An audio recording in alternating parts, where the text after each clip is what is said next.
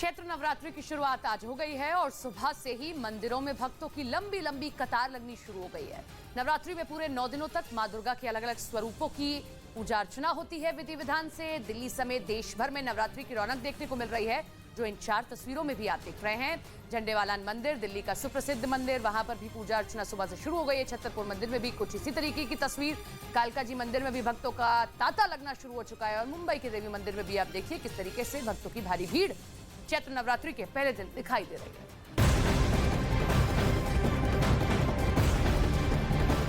उधर दिल्ली के आबकारी नीति केस में आज दिल्ली की राउज एवेन्यू कोर्ट में मनीष सिसोदिया की पेशी होगी। 5 दिन की रिमांड खत्म होने के बाद ईडी मनीष सिसोदिया को राउज एवेन्यू कोर्ट में पेश करेगी। ईडी कोर्ट को 5 दिनों की इन पूछताछ की जानकारी भी देगी और क्या आगे रिमांड ली जाती है या रिमांड जो खत्म हो गई है अब इसके बाद में थोड़ी सी मुश्किलें मनीष सिसोदिया की कम होंगी या नहीं, अब इस पर आज चीजें साफ हो जाएंगी। इस बीच आर्थिक रूप से तबाह हो चुके पाकिस्तान में लोगों ने आरोप लगाया कि वहां की सेना रोज हजारों लीटर ईंधन बर्बाद कर रही है, जबकि पाकिस्तान में पिछले कई महीनों से तेल का भारी संकट है और पेट्रोल डीजल के दाम लोगों की पहुंच से बाहर हो रहे हैं।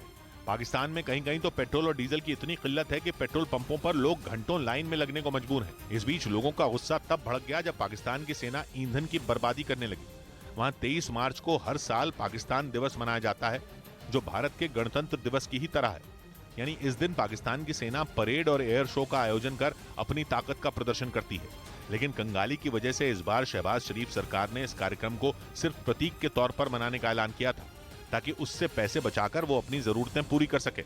लेकिन इस फैसले के बावजूद पाकिस्तान की सेना ने अपनी प्रैक्टिस में कोई कमी नहीं की। वहां रोज टैंकों, बख्तरबंद गाड़ियों और लड़ाकू विमानों से अभ्यास किया जा रहा है, जिसे देखकर पाकिस्तान के लोगों का गुस्सा भड़क गया। सोशल मीडिया के जरिए लोग अपनी ही सेना को कोसने लगे।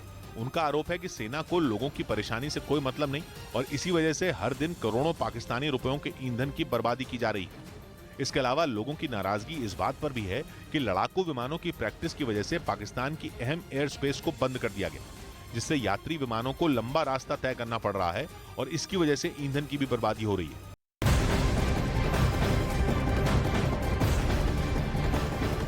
उत्तर भारत के कई शहरों में भूकंप के तेज झटकों से दहशत कल फैल गई। एक के बाद एक 2 झटकों ने लोगों को हिलाकर रख दिया। दिल्ली एनसीआर से लेकर पंजाब, हरियाणा और हिमाचल में भी लोग घरों से बाहर निकल आए। राजस्थान के कुछ इलाकों में भूकंप की वजह से घरों में दरारें आने की भी खबरें सामने आई हैं।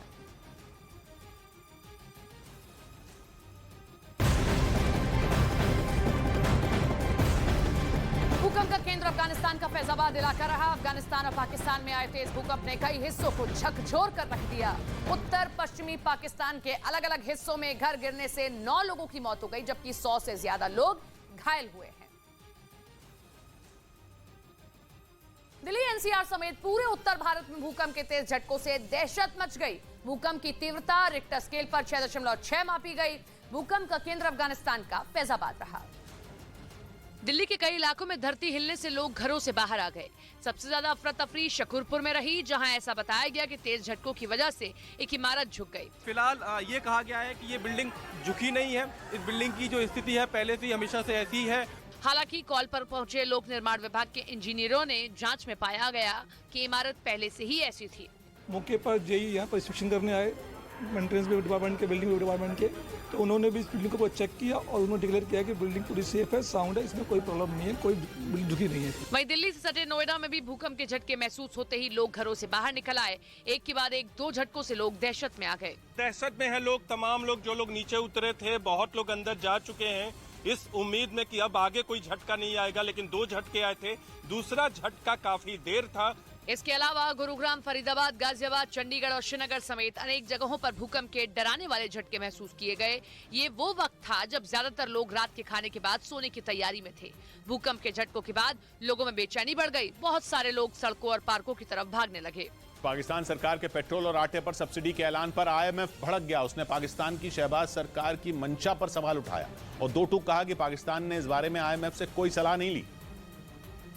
मतलब सब्सिडी का ऐलान करके शहबाज सरकार ने अपने ही पैरों पर कुल्हाड़ी मार ली, क्योंकि दुनिया के देशों को कर्ज देने वाली संस्था IMF उसके इस फैसले से खुश नहीं है। पाकिस्तान सरकार ने पेट्रोल पर 50 रुपए प्रति लीटर की सब्सिडी देने का ऐलान किया है। इसके अलावा वहां की खैबर पख्तूनख्वा और पंजाब की सरकारों ने आटे पर 73 अरब पाकिस्तानी रुपए की सब्सिडी का ऐलान किया है। जिस पर IMF भड़क गया, क्योंकि उसका कहना है कि पाकिस्तान सरकार ने इस बारे में उससे कोई सलाह ही नहीं ली और अगर गरीबों को राहत देने के चक्कर में फिर कोई भ्रष्टाचार हुआ तो IMF पाकिस्तान को फूटी कौड़ी नहीं देगा। यानी सब्सिडी का ऐलान करके शहबाज सरकार ने खुद मुसीबत ले ली, जिससे IMF से मदद मिलने की रही सही उम्मीद भी खत्म हो सकती है। जम्मू कश्मीर में भी भूकंप के तेज झटके महसूस किए गए, जिसके चलते कई इलाकों में बिजली जाने की खबरें भी सामने आई। जम्मू में जैसे ही भूकंप के झटके महसूस हुए, लोग घरों से बाहर आ गए। होटलों में रुके सैलानी भी घबराकर सड़क पर आ गए। जम्मू कश्मीर में भूकंप के तेज झटके देखे गए, हर कोई अपने घरों से बाहर आ गया। इस वक्त हम जम्मू के बस स्टैंड में है। यहाँ पर भी कुछ लोग जो होटल में रुके थे, होटल से बाहर आ गए हैं। हर कोई अपने घरों से बाहर आ गया है। कोई खाना खा रहा था तो कोई सोने की तैयारी कर रहा था। जम्मू के कटरा इलाके में भी लोग दहशत में आ गए। माता के दर्शन के लिए कटरा पहुँचे, धरती हिलने से घबरा गए। हालांकि थोड़ी देर बाद सब कुछ सामान्य हो गया। यहाँ 2 बार भूकंप आया। बेसिकली मैं दिल्ली से आया था माता के दर्शन करने, तो हम यहाँ सेफ फील कर रहे हैं। घर से भी 2-4 फोन आए पूछने के लिए कैसा रहा। वहीं श्रीनगर में अस्पताल में मरीज और तीमारदार भी हड़बड़ाकर बाहर निकल आए और भीड़ जमा हो गई। जब भूकंप आया तो कश्मीर के कई मुख्य इलाकों में मोबाइल फोन वॉइस कॉलिंग सेवा बंद हो गई। लोगों को एक दूसरे से बात करने में कुछ देर परेशानी हुई। करीब 20 मिनट के बाद ये सेवा शुरू हो गई। तो रिक्टर स्केल पर भूकंप की तीव्रता 6.6 बताई गई, लेकिन अलग अलग भूकंप की तीव्रता में कितना नुकसान होता है, अब ये हम आपको बताते हैं। दरअसल जम्मू कश्मीर के अनंतनाग में एक अस्पताल में किस तरीके से 1.9 तक का भूकंप आया, जिसमें सीज्मोग्राफ से पता चलेगा सिर्फ असर इतना हुआ है जो जम्मू कश्मीर में भूकंप देखा। उसके बाद में आप देखिए कि 2 से 2.9 तक का अगर होता है भूकंप तो असर होता है कि हल्के झटके आपको महसूस होंगे, बहुत कम झटके आपको महसूस होंगे, कई लोगों को महसूस भी नहीं हो पाते हैं। लेकिन अगर ये रिक्टर स्केल की तीव्रता होती है 3 से 3.9, तो ऐसा असर जैसे कोई भारी वाहन गुजर गया है। जैसे किसी आप पुल पर होते हैं तो भारी वाहन गुजरते हैं तो आपको महसूस वो कंपन होती है, अगर इतना भूकंप आता है तो वो कंपन महसूस होगी। 4 से 4.9 की अगर तीव्रता होगी तो खिड़कियां टूट सकती हैं, दीवारों पर टंगी तस्वीरें गिर सकती हैं, यानी कि यहाँ अब वो असर देख पाएंगे। अगर 5 से 5.9 तक की तीव्रता होती है तो फर्नीचर हिल सकता है, मकानों में दरारें आ सकती है, जो इस बार इस भूकंप के झटके में कई लोगों ने देखा। 6 से 6.9 की तीव्रता होती है, कच्चे घर गिर सकते हैं, इमारतों की नींव हिल सकती है। इस बार इतना ही था जो कई जगहों पर देखने को मिला।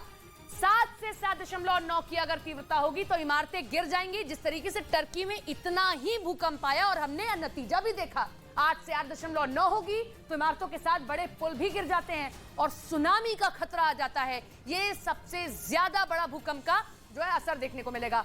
9 और उससे ज्यादा, क्योंकि 10 तक की तीव्रता होती है और 9 और उससे ज्यादा का अगर भूकंप आता है तो 2011 में जापान में सुनामी जैसी तबाही आ सकती है, यानी कि ये प्रलय जैसी तस्वीर होती है। सबसे ज्यादा असर आप देखते हैं। पीएम नरेंद्र मोदी की सुरक्षा में हुई चूक के मामले में अधिकारियों पर एक्शन लिया गया। पिछले हफ्ते आई सुप्रीम कोर्ट की जांच रिपोर्ट में 9 लोग दोषी पाए गए थे, जिसके बाद पंजाब सरकार ने पंजाब के डीजीपी रहे सिद्धार्थ चट्टोपाध्याय समेत 3 अधिकारियों पर विभागीय कार्रवाई के आदेश दे दिए। पिछले साल जनवरी में जब प्रधानमंत्री नरेंद्र मोदी पंजाब विधानसभा चुनाव के दौरान फिरोजपुर में प्रचार के लिए गए थे, तब प्रदर्शनकारियों की वजह से उनके काफिले को बीच सड़क पर रोकना पड़ा था। दरअसल जम्मू कश्मीर के अनंतनाग में एक अस्पताल में भूकंप के झटकों से डॉक्टर घबराए नहीं, बल्कि ऑपरेशन के जरिए एक महिला की सफल डिलीवरी कराई है। अनंतनाग के बिजबिहारा अस्पताल के ऑपरेशन थिएटर में एक महिला का ऑपरेशन चल रहा था कि तभी भूकंप के झटकों से गहमागहमी मच गई। ऑपरेशन थिएटर में मौजूद डॉक्टरों को कुछ समझ में नहीं आया क्या हो रहा है। अंदर रखी मशीनें हिलने लगी, डॉक्टर टांका लगा रही थी, उनके हाथ भी हिलने लगे और अचानक बत्ती गुल हो गई। इन सब के बीच डॉक्टर अपना काम करते रहे और एक बच्चे की डिलीवरी कराई। इस दौरान ईश्वर से दुआ करते रहे। पुतिन के खिलाफ वारंट जारी करने पर रूस के पूर्व राष्ट्रपति दिमित्री मेदवेदेव ने इंटरनेशनल क्रिमिनल कोर्ट को परमाणु बम के वार से मिटा देने की धमकी दे दी। दिमित्री मेदवेदेव को पुतिन का बेहद करीबी माना जाता है, इसी वजह से वो पुतिन के खिलाफ वारंट जारी होने पर बुरी तरह भड़क गए और इसी गुस्से में उन्होंने हाइपरसोनिक मिसाइल दागकर इंटरनेशनल क्रिमिनल कोर्ट को मिट्टी में मिला देने की चेतावनी दे दी। पुतिन के करीबी दिमित्री मेदवेदेव ने इंटरनेशनल क्रिमिनल कोर्ट को धमकाया कि उसे एक परमाणु ताकत वाले देश के खिलाफ खड़ा नहीं होना चाहिए। यानी इशारों में दिमित्री मेदवेदेव ने यह कह दिया कि रूस परमाणु बम से हमला करने से भी नहीं चूकेगा और वो कभी भी हाइपरसोनिक मिसाइल हॉलैंड के द हेग शहर में मौजूद इंटरनेशनल क्रिमिनल कोर्ट पर आसानी से दाग सकता है, क्योंकि उसके पास परमाणु बम लेकर जाने वाली कई खतरनाक हाइपरसोनिक मिसाइलें मौजूद हैं।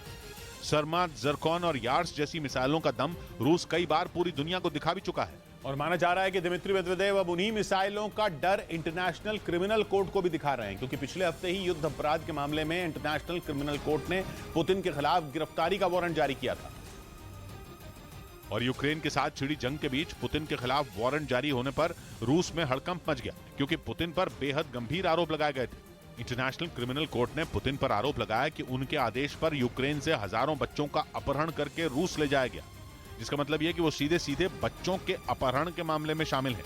लेकिन इस वारंट का पुतिन के ऊपर जरा भी असर नहीं दिखा, क्योंकि उन्होंने इसके बाद क्राइमिया और मारियोपोल का दौरा किया। क्राइमिया 2014 से ही पुतिन के कब्जे में है, जबकि यूक्रेन के मारियोपोल पर रूसी सेना ने पिछले साल 24 फरवरी को किए गए हमले के 3 महीने बाद ही अधिकार कर लिया था। और इंटरनेशनल क्रिमिनल कोर्ट को ठेंगा दिखाते हुए पुतिन उसी यूक्रेन में पहुंच गए जहां से बच्चों को अगवा करवाने का आरोप उन पर लगा है, क्योंकि पुतिन को भी मालूम है कि उनके खिलाफ जारी गिरफ्तारी वारंट का उन पर कोई खास असर नहीं होगा, क्योंकि रूस इंटरनेशनल क्रिमिनल कोर्ट का सदस्य नहीं है, जिसकी वजह से रूस में उनकी गिरफ्तारी नहीं हो सकती। लेकिन दुनिया के 123 देश इंटरनेशनल क्रिमिनल कोर्ट के सदस्य हैं, और उन देशों में पुतिन गए तो वहां की सरकार उन्हें गिरफ्तार कर सकती है। हालांकि इंटरनेशनल क्रिमिनल कोर्ट के किसी सदस्य देश के लिए उसके आदेश को मानना जरूरी नहीं है। यही वजह है कि पुतिन ने इस गिरफ्तारी वारंट को जरा भी भाव नहीं दिया। लेकिन उन पर लगाए गए आरोप से पूरी दुनिया में उनकी किरकिरी जरूर हो गई, जिसने उनके करीबी दिमित्री मेदवेदेव को गुस्से से भर दिया। और उन्होंने धमकी दे दी कि नॉर्थ सी में मौजूद रूस के जंगी जहाज से हाइपरसोनिक मिसाइल दागी गई तो हॉलैंड में मौजूद इंटरनेशनल क्रिमिनल कोर्ट का मुख्यालय मिट्टी में मिल जाएगा।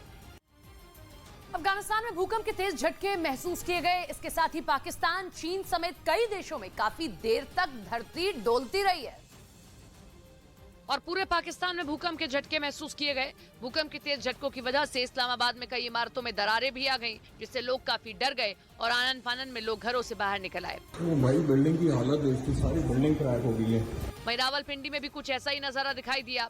पाकिस्तान मीडिया के मुताबिक भूकंप के झटके काफी देर तक महसूस किए गए। इस्लामाबाद, पेशावर, लाहौर, रावलपिंडी, किट्टा, कोहाट, लक्की मरवत, डेरा इस्माइल खान, दक्षिण वज्रस्तान और पाकिस्तान के अन्य इलाकों में काफी देर तक भूकंप की वजह से अफरा तफरी रही। तो पाकिस्तान में भूकंप के तेज झटकों से कुछ इलाकों में काफी नुकसान और मौत भी हुई है। आइए अब आपको बताते हैं कि पाकिस्तान के किन इलाकों में भूकंप ने तबाही मचाई है, कहां-कहां भूकंप का असर देखने को मिला। तो पाकिस्तान में कहां-कहां भूकंप का असर देखने को मिला है वो आप देखिए। इस्लामाबाद राजधानी में सबसे ज्यादा हालात खराब रहे हैं। उसके बाद में पेशावर में भी भूकंप के तेज झटके महसूस किए हैं पाकिस्तान की जनता ने। लाहौर में भी स्थिति कुछ ऐसी ही रही है, लाहौर में भी तेज झटके महसूस किए गए और इसी के साथ में रावलपिंडी में भी भूकंप काफी तेजी से लोगों ने महसूस किया। क्वेटा में भी भूकंप के झटके तेज महसूस किए गए, लोग घरों से बाहर निकल आए और इसी के साथ में कोहाट, ये भी एक इलाका है, यहाँ पर भी इसी तरीके से देखिए भूकंप के तेज झटके महसूस किए गए। लकी मरवत, यहाँ पर भी पाकिस्तान में धरती डोलती दिखाई दी। डेरा इस्माइल खान, वो भी एक इलाका रावलपिंडी के पास में, वहां पर भी देखिए किस तरीके से भूकंप के तेज झटके महसूस हुए। तो पाकिस्तान के देखिए बहुत सारे इलाके जो इस तरीके से भूकंप के तेज झटके महसूस करते हैं और पाकिस्तान में कई जगहों पर भारी नुकसान भी हुआ। पश्चिमी मीडिया ने दावा किया कि जापान के प्रधानमंत्री फुमियो किशिदा के कीव दौरे के बीच रूस ने जापान सागर में अपने बॉम्बर भेज दिए। जापान खुलकर यूक्रेन का पक्ष लेता रहा है। यूक्रेन युद्ध शुरू होने के बाद जापान पहला ऐसा एशियाई देश था जिसने रूस के खिलाफ प्रतिबंधों का ऐलान किया था। और अब उसके प्रधानमंत्री खुद यूक्रेन की राजधानी कीव का दौरा कर रहे हैं, वो भी तब जब चीन के राष्ट्रपति शी जिनपिंग रूस में मौजूद हैं। कहा जा रहा है कि जापान के इसी कदम ने रूस को भड़का दिया और उसने जापान को डराने के लिए अपने बॉम्बर भेज दिए। खबर के मुताबिक रूस के 2 Tu-95MS ने जापान की हवाई सीमा के करीब जापान सागर के ऊपर उड़ान भरी। रूस के ये बॉम्बर परमाणु बम गिराने की ताकत रखते हैं और कहा जा रहा है कि रूस ने जापान सागर में इन्हें उड़ाकर सीधा फुमियो किशिदा को संदेश दिया कि वो यूक्रेन के साथ खड़े होने वाले देशों का हाल भी बुरा कर सकता है। हालांकि जब से जंग शुरू हुई है, जापान हमेशा रूस के सामने सीना तान कर खड़ा है। और इस बार भी उसके प्रधानमंत्री फुमियो किशिदा तब कीव का दौरा कर रहे हैं जब एक रोज पहले ही मॉस्को में शी जिनपिंग और पुतिन की मुलाकात हुई। कहा जा रहा है कि ऐसे वक्त में यूक्रेन पहुंचकर वो न सिर्फ रूस बल्कि चीन को भी आंखें दिखा रहे हैं, क्योंकि दोनों ही देशों से जापान की दुश्मनी जग जाहिर है। जापान का चीन और रूस के साथ पूर्वी चीन सागर के कई द्वीपों को लेकर पुराना विवाद है, जिसकी वजह से रूस और चीन मिलकर जापान को घेरने में जुटे हैं। पिछले साल के अंत में तो दोनों देशों ने जापान सागर में एक बड़ी मिलिट्री ड्रिल भी की थी, लेकिन अब जापान भी चीन और रूस के खिलाफ खुलकर खेल रहा है, जिसके लिए फुमियो किशिदा ने यूक्रेन पर रूसी हमले के खिलाफ जोरदार आवाज उठाई थी। इतना ही नहीं, जापान ने एक भारी भरकम रकम देकर यूक्रेन की मदद भी की थी। और अब तो खुद जापान के प्रधानमंत्री यूक्रेन दौरे पर हैं, जिससे चिढ़े रूस ने अपने बॉम्बर जापान सागर में उड़ाए।